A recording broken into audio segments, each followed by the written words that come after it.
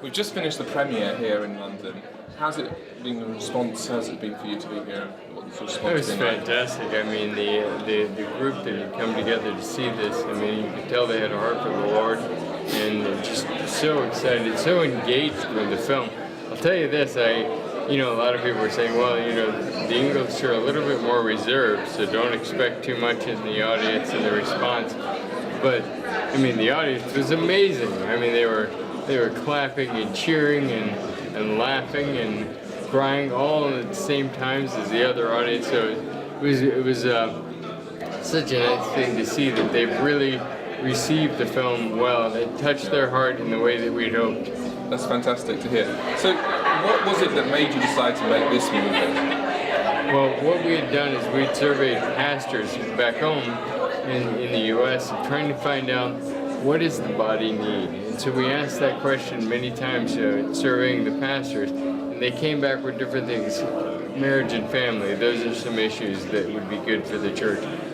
Money issues, those kind of things. Well, one of the things that we saw that was quite consistent was that pastors were saying that a lot of their congregations don't know why they believe what they believe. And then to add to that, they weren't real confident in sharing the gospel. So we thought, well, how could we do that? Maybe apologetics. And that coupled with some situations that we had heard that were taking places in colleges, where secular professors were in a sense promoting atheism within the class and or coming down on the people who were Christians and not allowing them to practice their faith freely.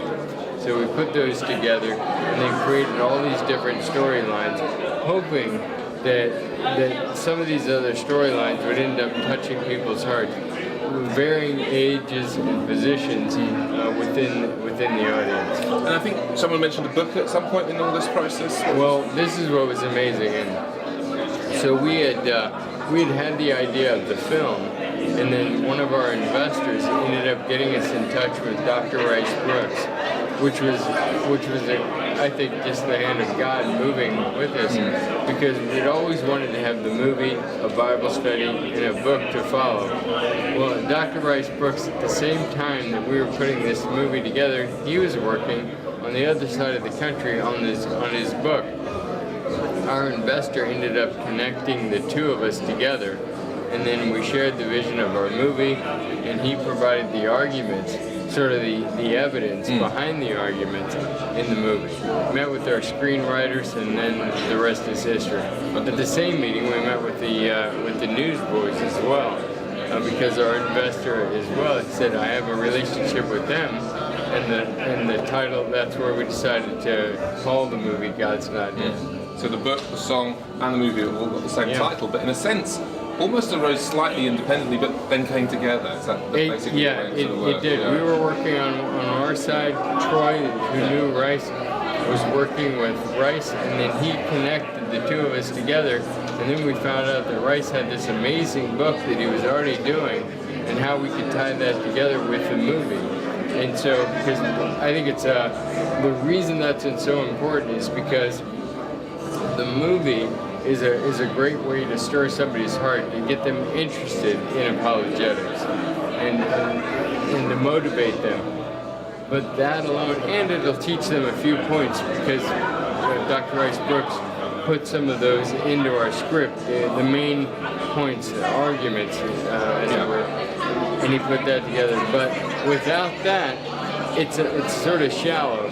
What we'd hope, and what he had done is he's written this book, God's Not Dead, and taking that book helps people go from the next step.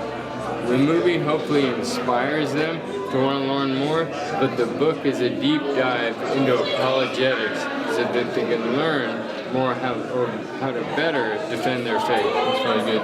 I think, there's a number of different arguments that the book talks about.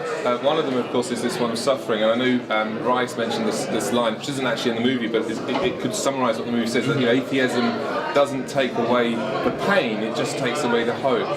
I think that, you know, in a way, that's one of the major themes of the movie, really, suffering, isn't it? It really is, on various levels. And you see it with, and that's one of the things I love that we were able to do throughout the movie, and the different characters that we have in there.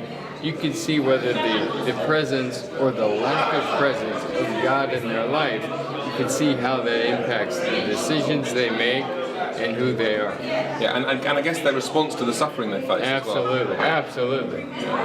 I mean, for Christians, I guess we have hope, don't we? Unlike the atheists, so I do. Well, that's similar to the Amy character who was going in there near the end when she's speaking to the band, and Duncan, the drummer, actually called her out and said, you know what, I think you're here hoping that this is real. Yes. And the more she finds out about it, then, because before that she had no hope. That's right. And basically she just knew that she was going to die, and there was no hope of life or what even is beyond that. Yeah. Whereas I guess for us, it's Yeah. just different. Yeah. Well, thank you so much for joining us. So thank you. Appreciate it.